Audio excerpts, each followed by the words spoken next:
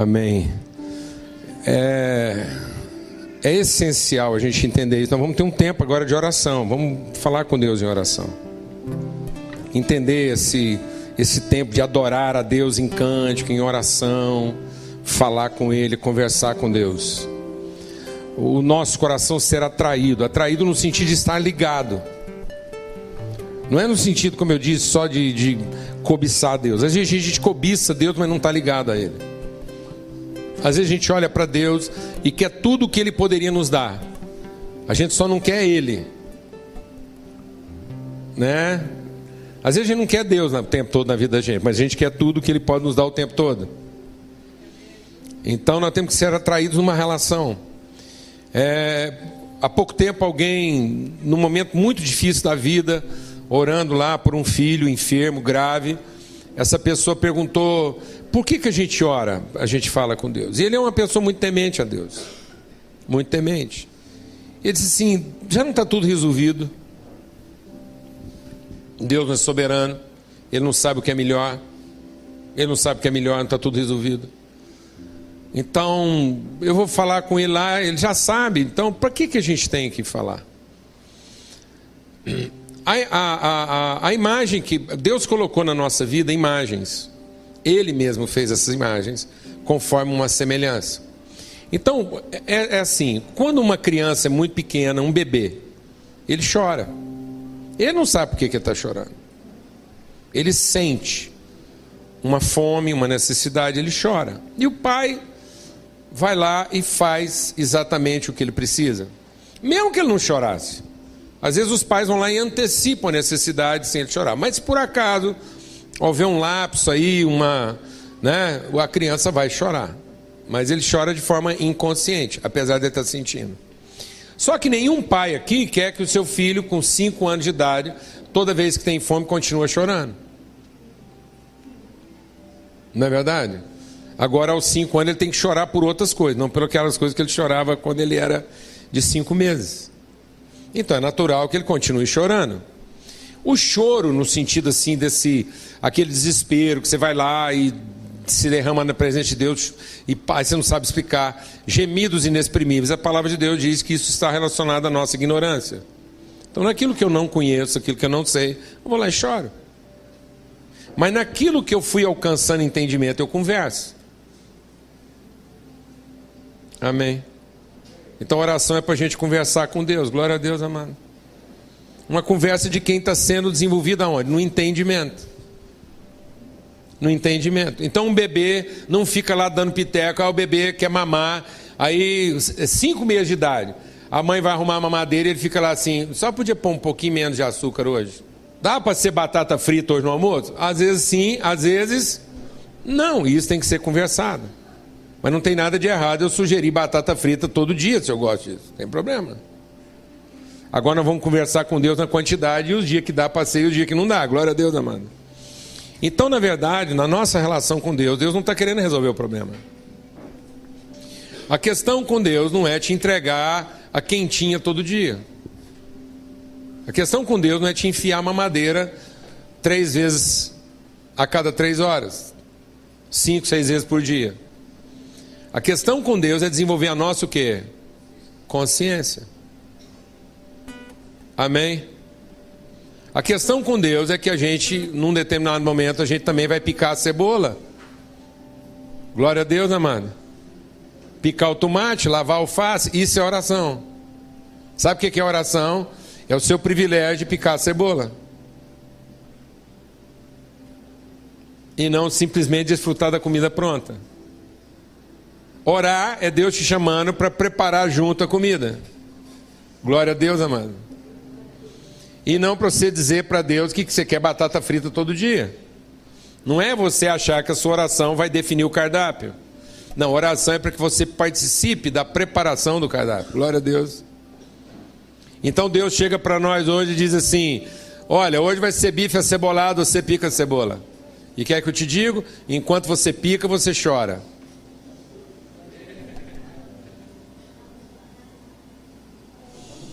Amém? Glória a Deus, amado. E vai ter coisas que você está ajudando a preparar e que você não quer comer na hora, porque você sabe que na hora não presta. Só presta depois misturado, mas na hora não presta. Oração é isso, é para desenvolver uma consciência. E a gente vai ficando mais maduro e a gente vai participando com Deus de assuntos cada vez mais o quê? Mais complexos. E a gente vai amadurecendo, a consciência vai transformando, a gente vai ficando um homem perfeito. Isso não quer dizer que a gente para de chorar. Porque cada dia mais eu vou agora chorar por outras coisas, as coisas que eu não domino, não conheço. Quem está entendendo o que eu estou falando? Muitos filhos hoje estão vivendo esse problema. Porque eles não foram chamados para picar a cebola nem cortar o tomate. Eles só são chamados para comer a comida pronta. E isso está fazendo com que as pessoas não entendam a relação delas, nem uns com os outros, nem com Deus. Por isso que hoje, cada vez mais, quando alguém pensa em oração, ele pensa em quê? Em pedir. Então na cabeça das pessoas, hoje a oração é o quê? Pedir. E pedir para Deus o quê? Um prato pronto. E se possível, só batata frita.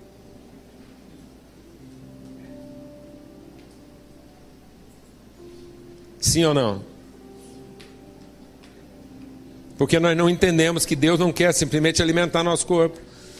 Ele quer transformar o nosso entendimento. É a nossa alma que Deus quer alimentar. Glória a Deus, amado.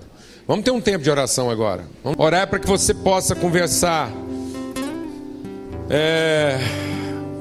Na nossa reunião da manhã, o Estevão falou uma coisa muito interessante. A gente vai continuar orando aqui agora. O Estevão disse: a palavra de Deus é Deus conversando com a gente. E Paulo, escrevendo a Tito, ele diz uma coisa interessante. Ele diz: pela palavra e pela oração as coisas são santificadas. Porque a palavra é Deus de fato conversando com a gente, e a oração é a gente conversando com Deus sobre a palavra. Então a promessa de Deus, deixa Deus ministrar o seu coração.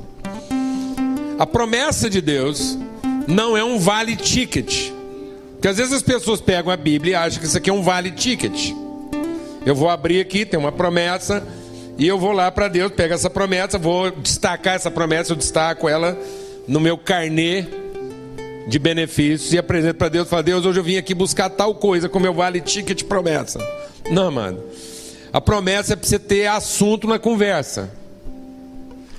As promessas são os ingredientes colocados lá na mesa com os quais Deus vai fazer o cardápio. Glória a Deus. A promessa é para que eu não converse com Deus fora do assunto. Aleluia. Amém? Então não é um vale ticket. A promessa é o mote, é a linha orientadora da conversa. Então Deus fala comigo pela Bíblia, pela palavra, e eu falo com Deus nessa mesma palavra em oração. É a conversa que acontece lá quando Deus está preparando tudo. Glória a Deus. Por isso a gente vai levantar um clamor aqui agora por uma pessoa. Como a gente está sempre orando por muita gente aqui toda semana, então a gente tem essas urnas colocadas aí, onde você pode colocar seu pedido de oração. E toda semana tem alguém orando por isso. São muitos pedidos, muitos desafios na área da família. Muitos desafios. Às vezes a gente está lá orando e eu choro às vezes na presença de Deus por ver tantas casas sendo desmontadas. Não tem outra coisa a não ser chorar. Então, ou enfermidades assim gravíssimas. E então nessas urnas a gente coloca os pedidos de oração. E aí, antes de colocar um pedido lá, eu queria que a gente orasse especificamente por uma jovem. E por uma razão muito especial. Pelo seguinte: porque houve um momento na história do Jorge em que ele contava com um milagre na vida do Jorge Neto. E o pai dessa menina, dessa jovem doutora, foi um instrumento de Deus para operar esse milagre. Hoje é a filha desse médico. Os papéis estão invertidos. Então um dia foi o filho do Jorge lá precisando que Deus operasse um milagre através dele para abençoar a casa do Jorge Neto. Hoje é a filha dele. Então, eu quero falar, eu entendi o coração do Jorge. E eu quero falar amém com a sua oração. Então eu queria que você viesse aqui. Eu não vou conseguir orar pela Vanessa como você oraria. Você é o homem que Deus levantou para abençoar essa casa. E nós vamos falar amém. Amém? Ó meu Pai, Senhor nosso Deus, nosso Pai, só o Senhor pode acalmar o nosso coração. Só o Senhor que sabe todas as coisas, meu Deus, pode interferir nesse momento como o Senhor interferiu naquele momento que eu te pedi, meu Deus. Quero te pedir nesse momento que o Senhor possa interferir pela vida da Vanessa. O Senhor sabe quantas pessoas essa família tem feito feliz, quantas pessoas essa família tem tirado da amargura, meu Deus. Mas o Senhor sabe todas as coisas, meu Deus. Então, se for da sua vontade, meu Deus, nós queremos te pedir do fundo do nosso coração que o Senhor possa interferir pela vida dela, que o Senhor possa curá-la, que o Senhor possa orientar os médicos para que a doença dela possa ser descoberta, meu Deus. Que muitas vezes para os homens, eles não têm capacidade, meu Deus, mas o Senhor tem. O Senhor tem, meu Deus. Então nesse momento nós queremos te pedir, meu Deus, que se for, acima de tudo, se for da sua vontade, meu Deus, e que o Senhor possa saber que nosso coração está pronto a receber qualquer que seja a sua vontade, mas o nosso desejo, meu Deus, é que ela possa ser curada, completamente restabelecida, para que ela possa continuar fazendo a diferença na vida das outras pessoas, como ela tem feito, meu Deus, e como a família dela toda tem feito. Tudo isso nós queremos te pedir em nome do teu Filho Jesus, meu Deus. Amém. Amém. Graças a Deus. Amém. Bênção. Graças a Deus. Amém. Vamos cantar mais um cântico? Louvar a Deus por isso. A Alana quer dar um testemunho, não é isso? Vem cá. Na verdade, essa semana a gente foi lembrado pelo Espírito Santo mesmo de um versículo, quando Paulo Júnior falou do poder da oração, e eu queria que os irmãos lessem esse versículo para que a gente pudesse compreender. É certo que quando eu faço bolo de chocolate, eu tenho que ter chocolate na minha receita, porque se eu esquecer do chocolate, eu posso até fazer um bolo. Se eu lembrar da farinha de trigo, do ovo, do açúcar, da manteiga, aquilo pode até virar um bolo. Mas se eu quero um bolo de chocolate, eu tenho que pôr chocolate. Então é certo que a igreja entende o poder da oração. Nós precisamos orar e sem cessar, orar e sem cessar.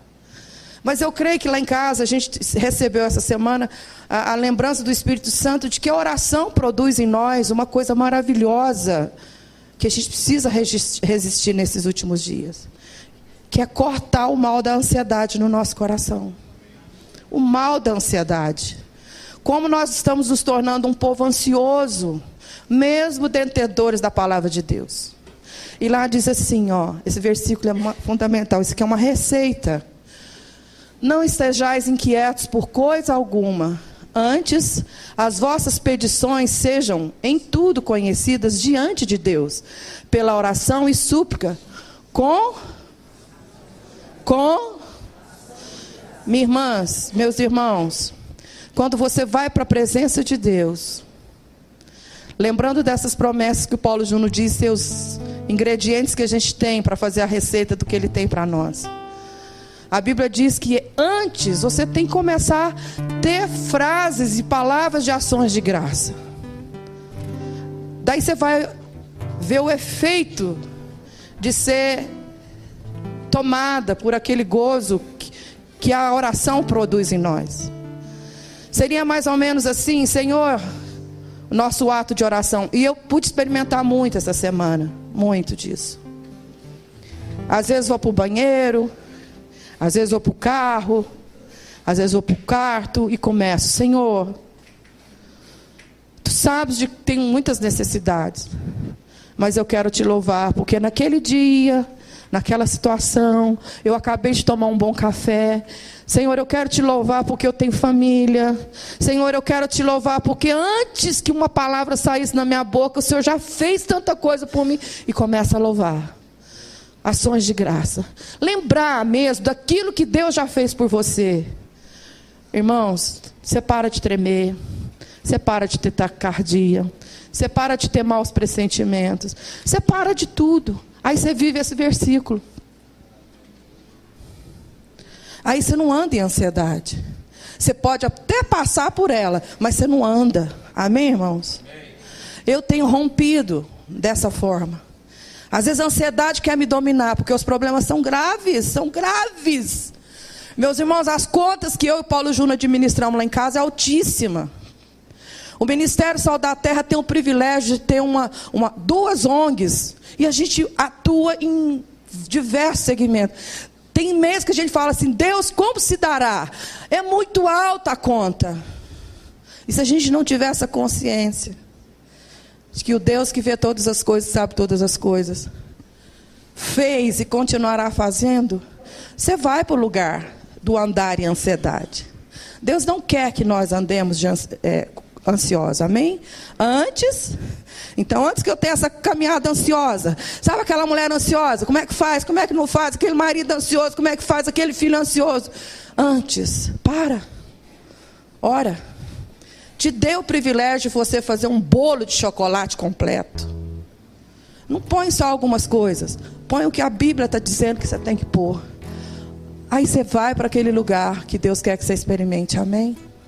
Vocês estão entendendo? Antes, aí você começa a orar. Muito obrigado porque eu estou viva. Muito obrigado porque mesmo diante dessa enfermidade o Senhor já proveu recursos. Muito obrigado porque mesmo diante da minha agenda, que eu sei que eu não vou dar conta de fechar. Meus irmãos, Paulo Júnior compartilhou aqui. Às vezes a gente vai lá para o escritório, pega a lista, as fichinhas que estão aqui. Eu falo assim, Senhor, se eu tiver a maior diligência que um ser humano possa ter, eu não vou dar conta de visitar todo mundo que está aqui nessas listas. Não vou dar conta, não dou conta. Meu dia é pouco, meus dias são poucos. Eu não dou conta de visitar tanta mulher desesperada, tanto doente, tanta gente com diagnóstico de câncer, mas o Senhor pode. Então aí a gente começa a ministrar. Muito obrigado, Senhor, porque o Senhor levanta irmãos da igreja, o Senhor levanta povo de Deus, onde o Senhor quer que levanta, o Senhor levanta médico, dinheiro, recursos. Aí a gente vai ficando aliviados. Começa daí. São pequenas práticas, mas Deus quer que eu e você vivamos sem ansiedade, amém? Você acredita nisso? Eu acredito nisso. Você acredita, amor? Bíblia em Mateus capítulo 4. E a gente quer compartilhar algo sobre o tempo que nós temos juntos aqui agora e essa oportunidade que a gente tem aqui como igreja, como povo de Deus, e de entender, de discernir bem aquilo que a gente está compartilhando aqui essa manhã. O que Deus prepara para nós como intimidade? Então, quando Deus está nos chamando a um lugar, não é simplesmente um lugar físico, é um lugar de conhecimento, é um lugar de transformação no entendimento. Então Deus está sempre trabalhando conosco no sentido de transformar o nosso homem interior. Às vezes a gente acha que Deus está preocupado e afobado e aflito, nervoso, ansioso com as nossas realidades exteriores. E não é nada disso. Na verdade, quando a palavra de Deus diz que nós somos a imagem conforme a semelhança de Deus, essa imagem não é só a imagem física. Porque às vezes a gente pensa, então a imagem física de Deus é o homem. Não. Tanto é que Deus revela a sua multiforme. O homem, na sua imagem física, ele é multiforme. Qual é a cor de Deus? Qual a estatura de Deus? Qual é o peso de Deus? Qual é o tipo físico de Deus? Qual é a habilidade de Deus? Deus é mais intelectual, ele é mais atlético, ele é mais proativo, ele é mais recatado? Não, você tem gente de todo tipo. Então, naquilo que é a nossa realidade visível, nós temos uma multiforme expressão. Então, quando Deus está falando da imagem, nós não podemos pensar essa imagem no sentido tipificado físico. É a imagem no sentido pleno. A consciência, o entendimento, a forma como a gente lida com essas habilidades e com essas diferenças. Amém? Então, A gente vê isso na vida. Então, quando você está alimentando um filho, você não quer só que ele chegue no fim da vida dele saudável, se ele não chegou maduro.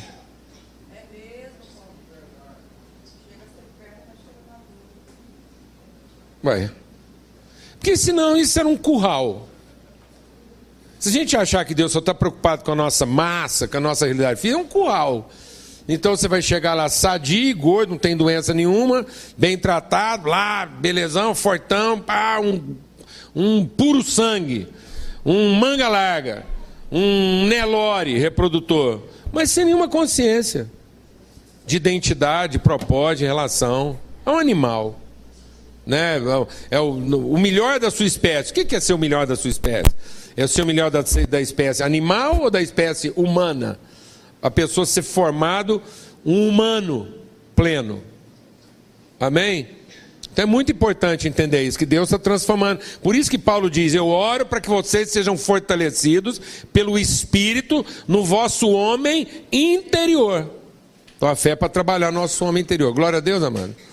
Então veja, a seguir foi Jesus levado pelo Espírito ao deserto para ser tentado pelo diabo. Glória a Deus. E depois de jejuar 40 dias e 40 noites, teve fome. Então o tentador, aproximando-se, lhe disse: se és o Filho de Deus, manda que essas pedras se transformem em pão. Jesus, porém, respondeu: está escrito, não só de pão viverá o homem, mas de toda palavra que procede da boca de Deus. Então o diabo levou-o à cidade santa, colocou-o no pináculo do templo e lhe disse: se és o Filho de Deus, atira-te abaixo, porque está escrito, aos teus anjos ordenará a teu respeito para que te guardem, e estes te sustentarão nas suas mãos, para não tropeçares em alguma pedra. Respondeu-lhe Jesus: também está escrito, não tentarás o Senhor teu Deus. Levou ainda o diabo a um monte muito alto, mostrou-lhe todos os reinos do mundo e a glória deles, e lhes disse: tudo isso te darei, se prostrado me adorares. Então Jesus lhe ordenou: retira-te, Satanás, porque está escrito, ao Senhor teu Deus adorarás, e só a ele darás culto. Com isso o deixou o diabo, e eis que vieram anjos e o serviram. Glória a Deus. Amados, às vezes as pessoas assim questionam, né? Algumas coisas que às vezes a gente faz aqui.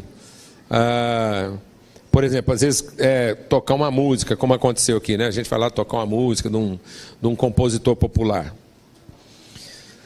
Deixe Deus ministrar o seu coração. O seguinte: atribuir a Deus algo que até o diabo está fazendo, a chance de você errar é mínima. É zero. Amém?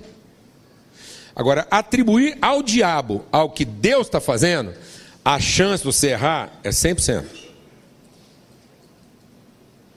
Porque até aquilo que o diabo está fazendo, você entrega a responsabilidade do que o diabo está fazendo a Deus. Porque o diabo só está fazendo com a autorização dele. Glória a Deus, mano. Deus é soberano. Amém? Então, eu não fico procurando o que o diabo está fazendo. Eu gasto meu tempo todo para entender o que Deus está fazendo, até naquilo que o diabo está fazendo. Está entendendo ou não? Glória a Deus. Porque até ele serve aos propósitos. Agora, quanto mais uma pessoa. Então o Espírito de Deus está derramado sobre toda a carne. Então uma pessoa não precisa ser uma pessoa convertida, cristã, transformada, para ser instrumento na mão de Deus, para não chamar a atenção de determinadas coisas, que se não fosse, aquilo não viria à tona. Glória a Deus, amado. Então é um poeta, é um pintor, pode ser quem for. Até a pituca, a cachorra lá de casa. Entendeu? Glória a Deus, porque tudo o que existe, tudo que foi feito, está contido dentro de uma vontade. Então Deus não está querendo assim, a nossa participação na oração não é para garantir a vontade de Deus. Então Deus não está preocupado em garantir que a vontade dele seja feita. Deus está ocupado em nos instruir que a vontade dele já está garantida. Amém? Então Deus não quer garantir a vontade dele, Ele quer te ensinar que ela já está garantida. Se a vontade de Deus está garantida, então eu me torno um aprendiz. Eu vou sendo o quê? Ensinado. Então a palavra de Deus diz que Jesus foi levado ao deserto para ser tentado e para que ele atravessasse dentro da tentação. Então isso é a formação do homem interior. Então por que Jesus, o Cristo, é a imagem? Quando Paulo fala de Jesus, diz assim: ele é a imagem visível do Deus invisível. Então, por quê? Deixa Deus ministrar o seu coração. Porque se Deus estivesse falando da imagem física, ele tinha levantado um escultor, ou ele tinha inventado a máquina fotográfica, a Kodak tinha sido inventada antes de Jesus nascer.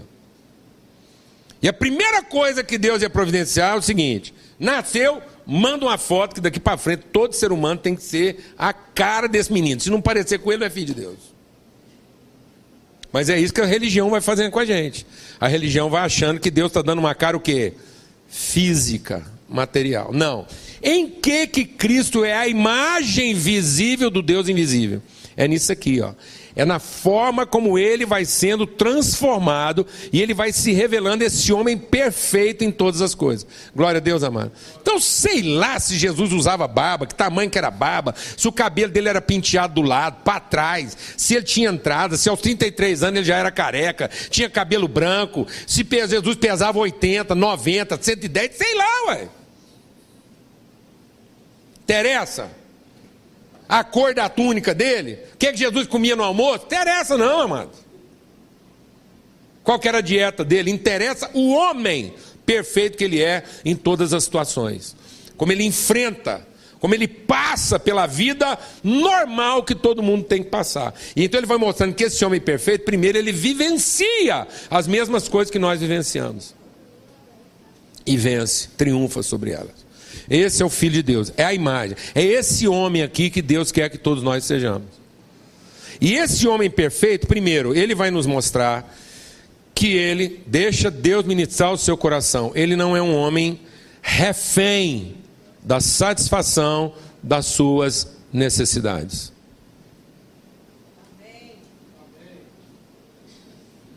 Andar com Deus não quer dizer que todas as suas necessidades serão satisfeitas a tempo e hora.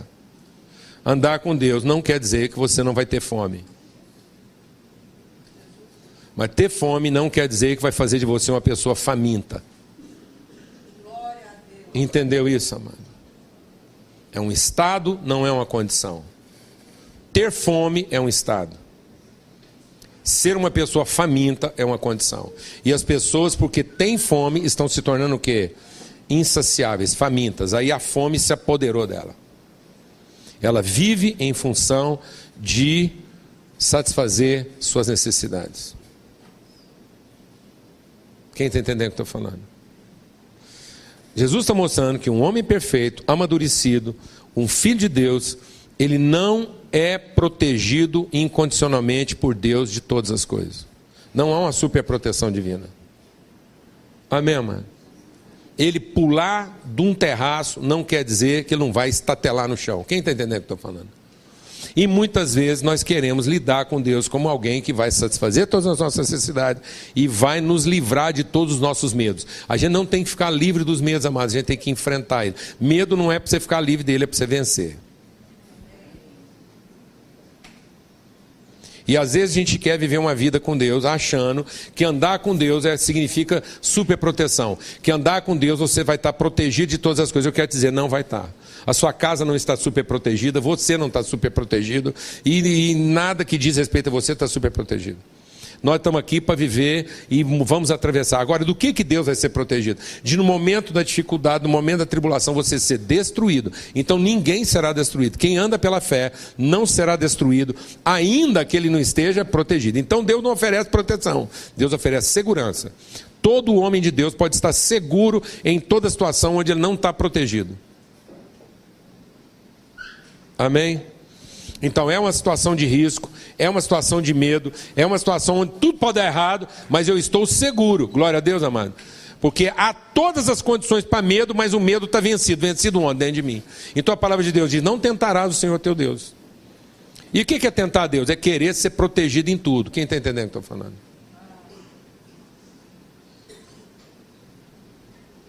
Glória a Deus, amados. Esse é o homem perfeito. É o homem que sabe que essa vida envolve o quê? Riscos, danos. Que um cristão pode ficar sem um pedaço. Glória a Deus, amado. Que o cristão pode sofrer um dano. Amém, amado? E é na forma como nós enfrentamos o dano, é na forma como nós enfrentamos o prejuízo, é na forma onde a gente enfrenta a amputação, que a gente revela a grandeza, a plenitude da pessoa que a gente é. Aleluia. Glória a Deus. E ele está dizendo que uma pessoa não vai ser satisfeita em todas as suas necessidades, não vai ser protegida em todas as circunstâncias e não vai ser contemplada em todas as suas cobiças. Não é porque fica aí o povo, sonha, vai sonhando que Deus quer materializar o seu sonho. Eu vou te falar quem quer materializar todos os seus sonhos. O Satanás. Porque está escrito aqui que a fé não é para que todas as minhas necessidades sejam supridas, a fé não é para que todos os meus desejos sejam contemplados, e a fé não é para que eu seja poupado de todos os medos, de todos os riscos que eu possa correr nessa vida. Aliás, a palavra de Deus está dizendo que essa é a tentação. Sabe qual é a tentação? A tentação é eu atrelar a oração e a palavra à satisfação da necessidade. A tentação é eu atrelar o culto à satisfação dos desejos. A tentação é eu atrelar a vida com Deus à superproteção. Essa é a tentação. A tentação é eu achar que minha vida com Deus vai me proteger de todos os perigos. A minha tentação é achar que o culto vai satisfazer todas as minhas cobiças. E a tentação é achar que todas as promessas é para que eu tenha todas as minhas necessidades satisfeitas a tempo e hora. Essa é a tentação. Em vez de usar a palavra de Deus, em vez de usar a palavra de Deus para fundamentar, para alimentar o meu espírito, eu quero usar a palavra de Deus para satisfazer o quê? Minhas necessidades. Em vez de eu usar o culto para conhecer a vontade de Deus, para discernir a vontade de Deus, eu quero usar o culto para satisfazer minhas cobiças.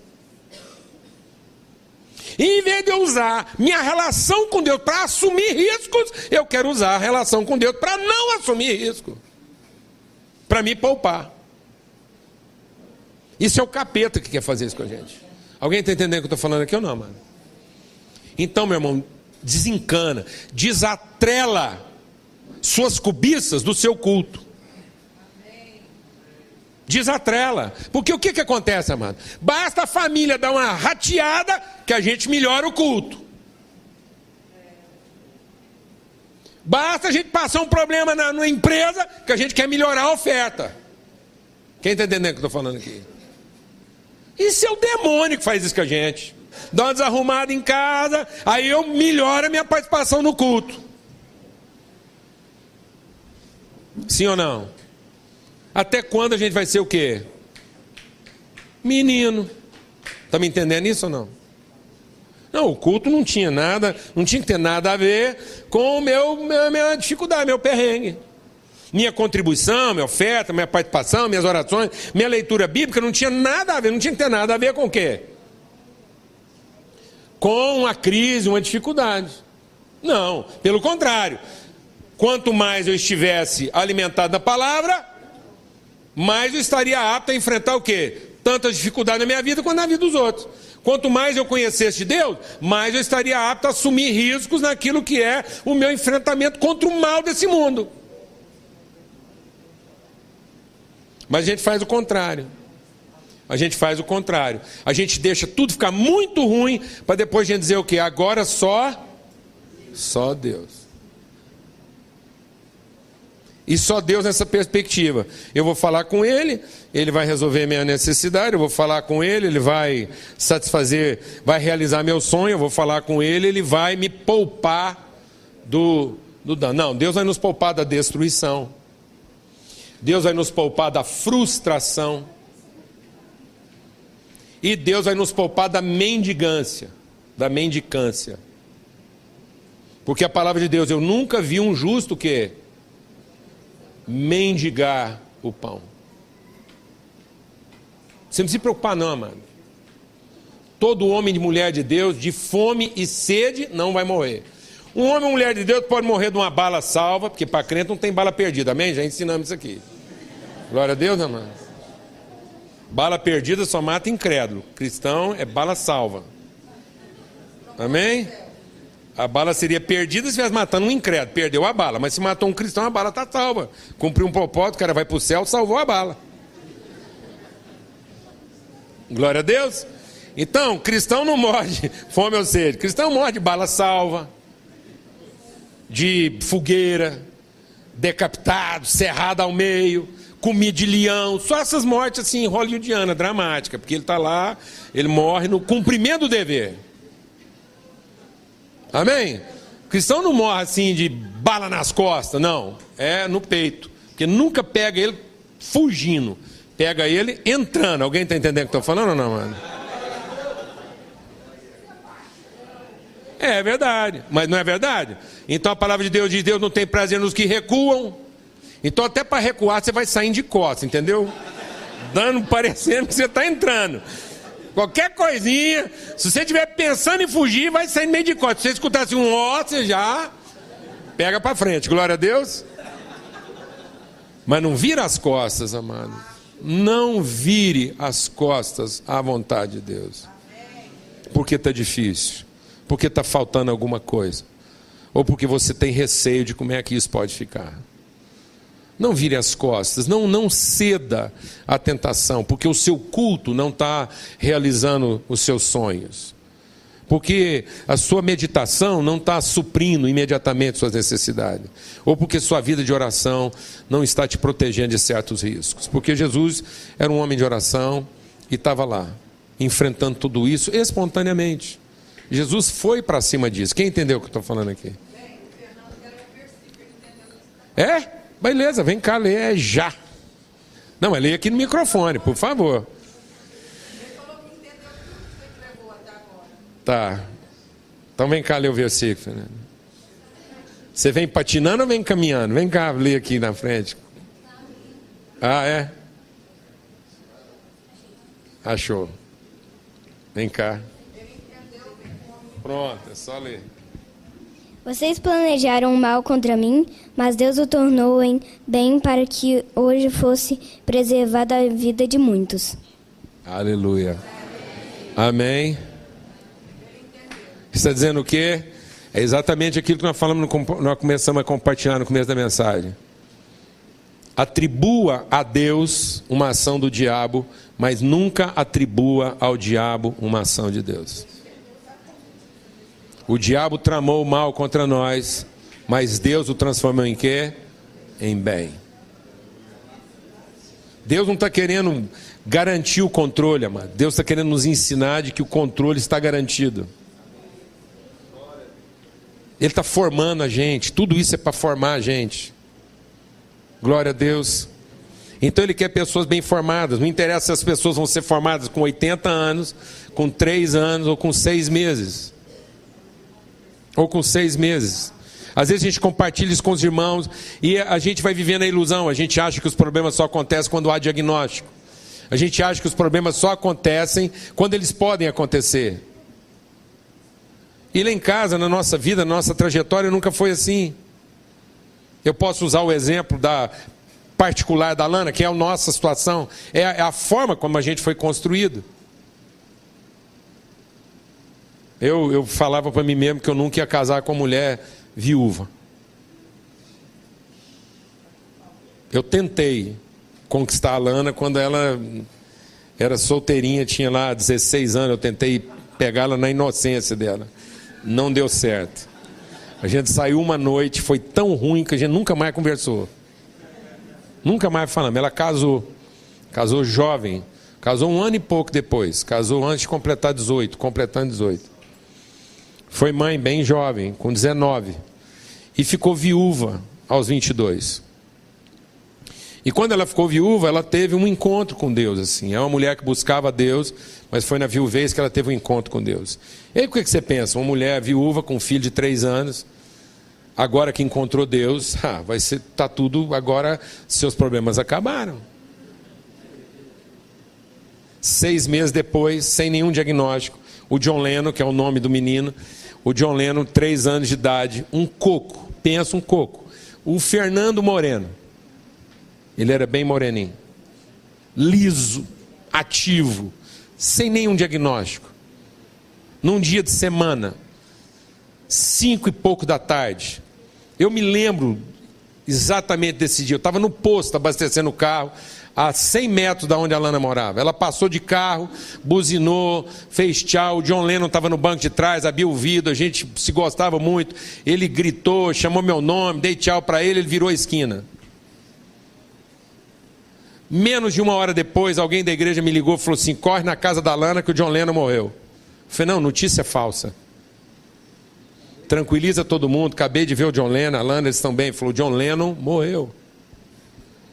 A Lana virou a esquina, chegou em casa, naquele mesmo horário, deixou o John Lennon lá com algumas crianças brincando na calçada, um punhado de tia, 2 ou 3 tias, ajudante dela junto, estava entardecendo, frio, mês de junho por ali, ela sobe lá para buscar uma blusinha para ele. Quando ela voltou, uma mulher embriagada foi fazer uma curva a menos de 20 por hora, ela estava bêbada que ela não dava conta de virar o carro nem de acelerar, o carro veio, subiu na calçada, encostou na fronte do John Lennon, e ele teve morte instantânea, não pegou em ninguém, no meio de todas aquelas crianças sadias, tarde bonita, as mulheres lá conversando,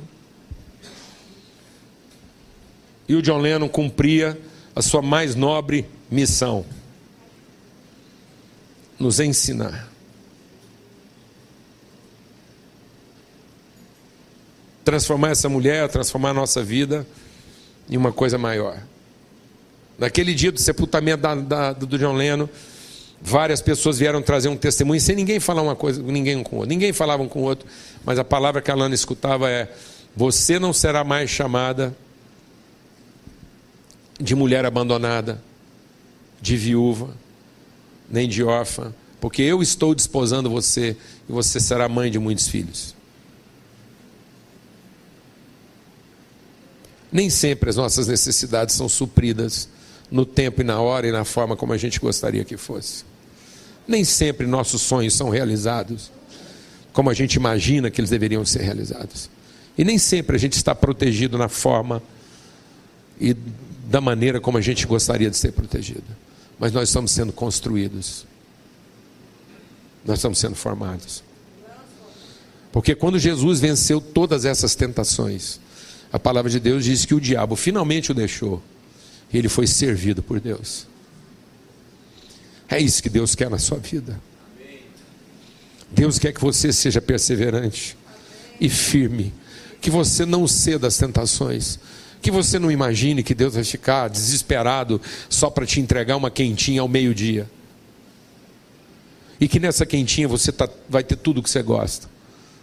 Você não fica imaginando que só porque você sonhou uma coisa, ou imaginou, e porque você cultua muito a Deus, você não falta num culto para Deus realizar esse sonho. Não fique você imaginando que esse sonho vai ser realizado dessa forma. Você está perdendo seu tempo.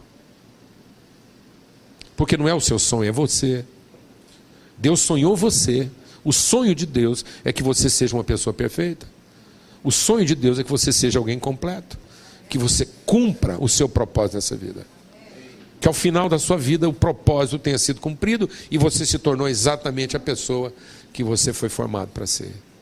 Porque Deus ama você como um pai, mas hoje em dia não. Hoje em dia a gente está se tornando infantil. A coisa mais terrível que nós temos nos nossos dias hoje são o quê? São pais e mães reféns da tirania, da birra dos filhos, porque nós aprendemos o que é pedir e ser satisfeito. Nós aprendemos a pedir e a comida chegar na hora que a gente pede. A gente aprendeu a pedir e o sonho ser realizado como a gente imaginou. A gente aprendeu a pedir e ser protegido a respeito de tudo. Isso é criança. Isso é uma criança. E os pais não conseguem enfrentar isso. Você vai num shopping center, você vai num salão, você vai em qualquer lugar. E essa tirania de uma vontade infantil tendo que ser satisfeita a tempo e hora e exatamente do jeito que as pessoas querem. E elas vão levando isso para a vida. De modo que quando elas têm 60 anos de idade, 30 e tantos anos de casamento, e ela não é satisfeita no capricho dela, ou ela se sente exposta, ou qualquer outra coisa desse tipo, ou a conta está alta demais, ela vai dar uma birra. Ela vai simplesmente dizer, 1, 2, 3, não quero brincar mais.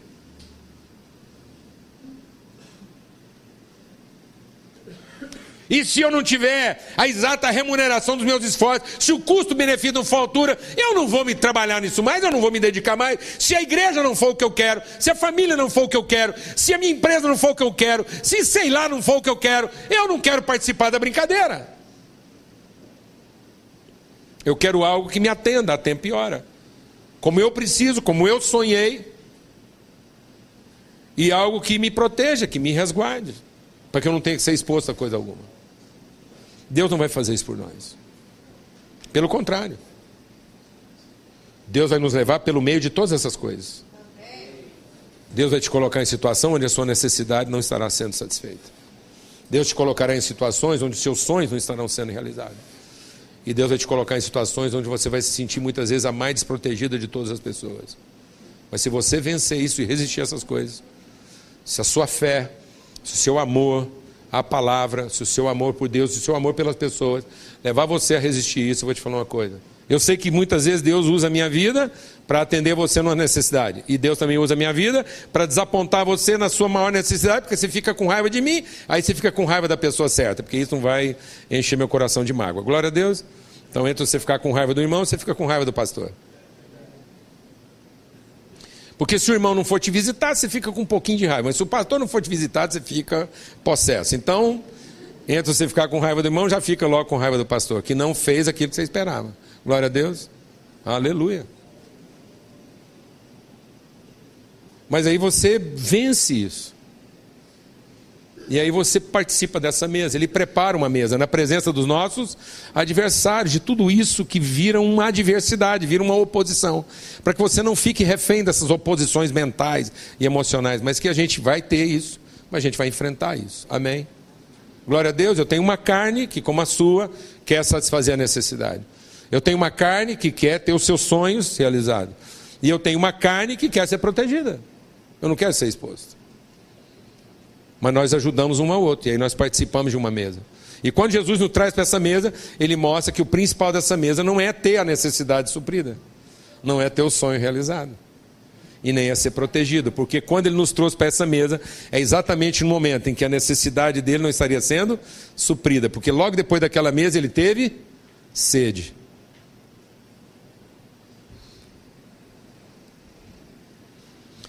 Exatamente depois daquela mesa, ele diz, Pai, por que me desamparaste? Ele não estava sendo protegido.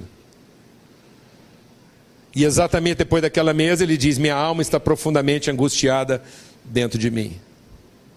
Seus sonhos não estavam sendo realizados numa forma natural humana, mas estavam sendo realizados na forma espiritual. Ele estava se revelando um homem perfeito. Com amigos imperfeitos, com situações imperfeitas. Amém, amado? Com orações aparentemente não respondidas, mas ele não cedeu, ele resistiu, mostrando que a gente pode resistir, que a gente pode vencer, ainda que os amigos sejam imperfeitos, ainda que as situações sejam imperfeitas, ainda que pareça que nós não estamos vivendo sonhos, nós estamos vivendo pesadelos, mas nós prevalecemos. Ele diz, esse mundo você vai ter tribulação, mas eu venci, vocês vencem, e em Cristo nós somos mais do que vencedores. Quem crê nessa palavra? E é por isso que a gente partilha dessa mesa. Sabe por que essa mesa é fantástica? Porque ela é uma mesa de simplicidade. Ela não é uma mesa de ostentação. Porque se fosse para resolver nossas fome, deixa Deus ministrar o seu coração. Se fosse para resolver a fome, se fosse para realizar o sonho, Jesus tinha terminado aquela... Sabe como é que Jesus tinha feito a ceia? Falar. Se fosse por uma questão de você achar, tal... Então Jesus, em vez de pegar um pedacinho de pão e sair repartindo um pedacinho para cada um, é uma michuruca, outra ceinha, eles comiam, depois ele pega um pedacinho de pão, reparte lá para o povo repartir aquilo. Não, mano. Um deusão mesmo, um deus assim. Tinha mandado trazer um sanduichão assim, entendeu? 40 centímetros de baguete, né? Um double cheese, burger, bacon, egg. E aí ele olhava para você, é o gordo, ele falava assim para você, é isso aí, ó. Crê em mim, e é isso aí que vocês vão ter todo dia. Sem colesterol, Esquece triglicérides. Nada de alface. Igual eu escutei um cara uma vez num restaurante, tô na fila, o cara nervoso. Desabafou no meio do self-service. Nervoso, o cara estava tomado. Ele fazendo um pratinho de lá, tadinho, um outro gordo lá, sofrendo. E ele desabafou. Falei, um dia que eu morrer, se eu chegar no céu, se é para lá que eu vou. Ele estava nervoso. Primeira coisa que eu quero perguntar para Deus: Deus, por que alface não tem gosto de picanha e picanha não tem gosto de alface? Simples assim, ué. Jesus tinha resolvido isso simples assim. Mas não. Pedacinho de pão repartido. Se fosse de outra forma, Jesus fala, gente, essa é a última ceia, tem um segredo para contar para vocês. O mapa da mina é aqui, vou entregar 12 mapas para vocês. Você sai daqui, vai para lá, lá é ouro, diamante, pedra preciosa. Não é no céu não, esse trem de ruas de ouro, no céu, nada disso. É aqui, menino. Está aqui o mapa da mina. Vou entregar para vocês aqui um segredo de um produto que vocês vão começar a fabricar agora. Vou ensinar vocês a fazer iPhone, já. Vocês vão faturar, a família de vocês nunca mais vai passar fome. Entendeu? Não. Se fosse, amado, do jeito que a gente pensa, na ceia, Jesus fala assim, ó, vou distribuir um xarope aqui, vai vir uns anjos aqui, vai distribuir um xarope nos vocês aqui, faca não vai cortar, flecha não vai furar, bicho não vai pegar, gripe não vai, nada, daqui para frente vocês tomam esse xarope, nada de febre, nada de sangrar, e é o seguinte, você tomou o trem, pá, cola na hora, impenetrável, X-Men. Não. A Bíblia diz, na noite em que ele foi traído. Na noite em que ele ia ser crucificado, entregue, morto. Ele diz, sabe, as coisas são mais simples do que vocês pensam. Sabe o que a gente não pode perder? A relação. Haja o que houver, não perca a relação. Não perca a esperança de que em Deus nós continuaremos a ser um povo, uma família e a cuidar uns dos outros. Não deixe a vida pensar, fazer você pensar que as relações são menos importantes, que nós podemos ficar sem as pessoas para ficar com as coisas, que nós podemos abrir mão das pessoas para ser feliz. Não há como ser feliz abrindo mão das pessoas. É isso que Jesus queria nos ensinar, a ter comunhão com Deus e uns com os outros. Por isso o apóstolo João disse assim, eu escrevo essas coisas para que a vossa comunhão, para que vocês tenham comunhão com Deus e uns com os outros, e a vossa alegria seja completa. Quando a gente entende isso, amados, a gente entende o que é estar triste e ser alegre. Aí você pode estar profundamente triste, mas você não deixa de ser alegre. Eu não quero atrasar o processo aqui, nós vamos tomar a ceia juntos. Mas eu me lembro de um momento na minha vida, eu me lembro de uma situação muito específica na minha vida, em que Deus estava me ensinando claramente a diferença entre estar triste e ser alegre. Eu estava viajando com uma pessoa que fazia muito tempo que a gente não tinha um momento assim de intimidade. E a gente não tinha esse momento de intimidade porque por circunstâncias várias, por muitas coisas que aconteceram, apesar da gente estar perto, a gente ficou longe. Nossa relação, de alguma forma, foi atrapalhada. E a gente não conseguia, às vezes, ter mais a intimidade que tinha. Então, por uma circunstância qualquer, a gente se distanciou. E por conta de um problema grave acontecido, a gente, em função do problema, a gente se aproximou de novo. Então estava acontecendo um problema grave e a gente se aproximou. E numa viagem, conversando com essa pessoa, ela disse assim para mim, está sendo muito bom esse tempo que a gente está passando juntos, porque eu achava que a gente nunca mais ia viver isso de novo. Eu fiquei pensando, isso é estar triste e ser alegre. Porque ninguém pode negar que nós só estamos juntos aqui porque o nosso momento é de profunda tristeza. Foi a tristeza que nos colocou juntos. Mas não há alegria maior do que a gente estar junto aqui para enfrentar essa tristeza juntos. Essa é a ceia do Senhor. Essa é a mesa do Senhor, em que a gente não lamenta a necessidade, a gente não lamenta o sonho desfeito, a gente não lamenta as feridas, a gente celebra a comunhão. Não deixe que o seu lamento pelas necessidades não satisfeitas, não deixe que o seu lamento pelos sonhos não realizados, e nem deixe que a sua dor pelas feridas sofridas te faça pensar que não há prazer nas relações. Porque é aí que elas se tornam mais deliciosas, mais maravilhosas, mais terapêuticas, mais curadoras, mais sublimes, porque nos transformam no tamanho das pessoas que nós podemos ser. Amém, amados? Em nome de Jesus. Vamos tomar a ceia juntos, vamos repartir o pão, vamos compartilhar o pão uns com os outros. Ministre isso na vida uns dos outros. Ministre, porque não é a coisa em si, é o gesto. É o gesto. A ceia não é o pão que você come, é o gesto, é a entrega, é a oferta. Então nós vamos repartir o pão, os irmãos vão nos ajudar aí. Senhor, obrigado por esse pão, obrigado que nós podemos partir o pão uns com os outros.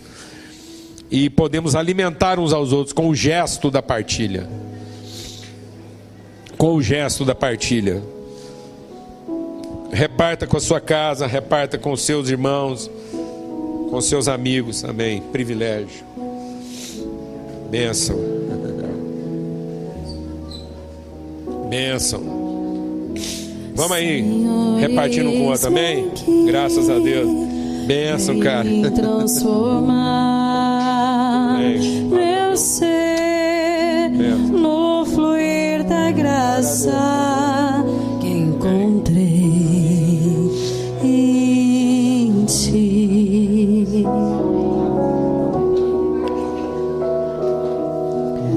Senhor, descobri, aleluia, que as fraquezas que há, sai do seu lugar, abençoa alguém.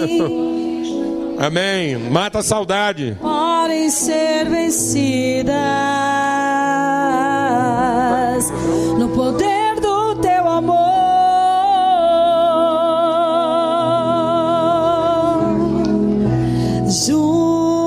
Aleluia. Junto a ti, abençoa alguém aí, reparte com alguém, sai do seu lugar, abraça alguém.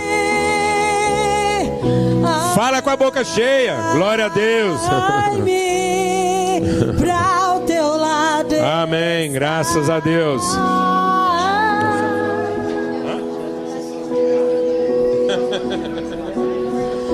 Espero em ti e subo com. Aleluia. Bênção. As crianças vão descer, até a gente terminar a ceia aqui, as crianças vão estar tudo aqui com a gente para participar conosco. Já desceram aí? Vão descer? Já desceu, né? Graças a Deus. Amados, agora nós vamos repartir o cálice. Todo mundo já recebeu o pão. Quem não recebeu aí, levanta a mão. Aí, ó, tem gente aí que não recebeu aí, ó, pelo amor de Deus. Olha lá, Marlos, ó, bem atrasinho aí, ó. Levanta a mão aí.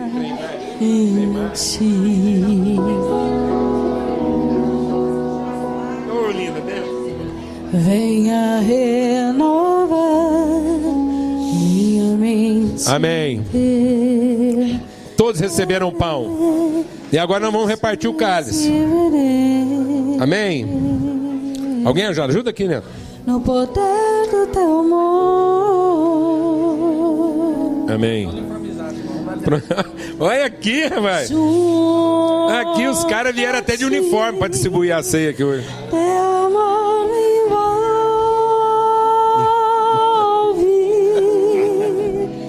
atrai-me pra o teu lado. Amém. Ó, pega o cálice e não bebe. Pega o cálice aí, segura pra gente tomar junto. Espero em ti e subo como Ô Neto, me arrumou aqui. Neto. águia nas asas Valeu. do Espírito. Contigo voarei no poder do teu amor. Aí nós vamos fazer a despedida do Jorge Neto, fazer um almocinho para a família. Tá bom. Você pode? Nossa, que beleza. Essa é das antigas.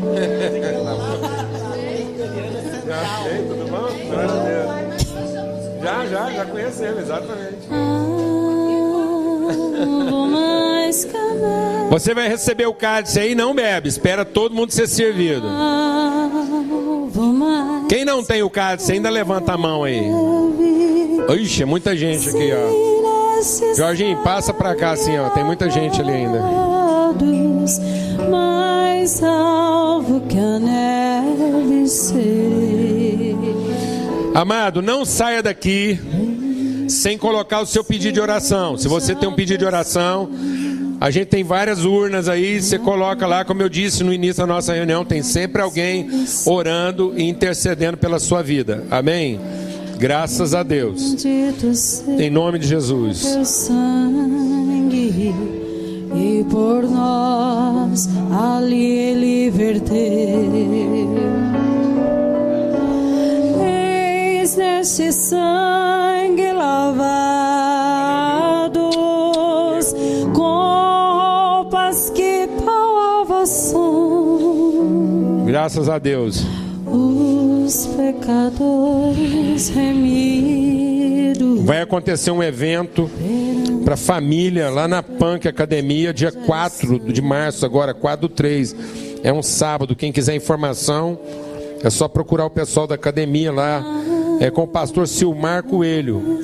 Bênção de Deus. Dia 4, acho que é à tarde, no Hotel K. Tá bom? Graças a Deus. Bênção de Deus. Todo mundo já recebeu? Quem não recebeu, levanta a mão aí para ir sabendo. Maravilha. Amado, esse cálice é o cálice do sangue derramado, do pecado perdoado. Haja o que houver, seja qual for a situação que você está enfrentando, que você entenda, amado, que essa dor, esse sacrifício pode ser vivenciado sem culpa e sem condenação. Jesus estava sendo sacrificado, mas quando ele compartilhou o cálice, ele estava dizendo que aquele cálice, aquele sangue derramado, removia toda culpa e toda condenação.